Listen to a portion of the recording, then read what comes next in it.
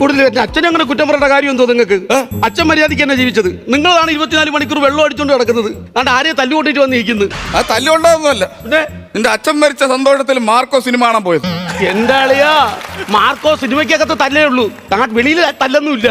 എടാ ഇത് കാണാൻ ചെന്നപ്പോ സിനിമ തുടങ്ങിയടാ, മൊത്തം ഇരുട്ടല്ലായിരുന്ന.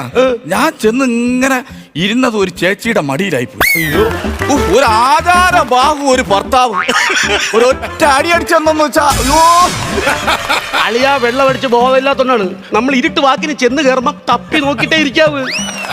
അതിന് വേറെ കിട്ടിയല്ലോ, എല്ലാം കൂടെ അളിയായിരിക്കുന്ന സിനിമയെ കണ്ട് അച്ഛൻ മരിച്ചു കിടക്കുമ്പോൾ നടന്നോ? ഇവിടെ വീട്ടിൽ ഞാനും അമ്മയും പെങ്ങളും ജലപാനം കഴിച്ചിട്ടില്ല. ജലപാനം, ആ മുട്ട പപ്സിന്റെ പൊടി ചെറിയും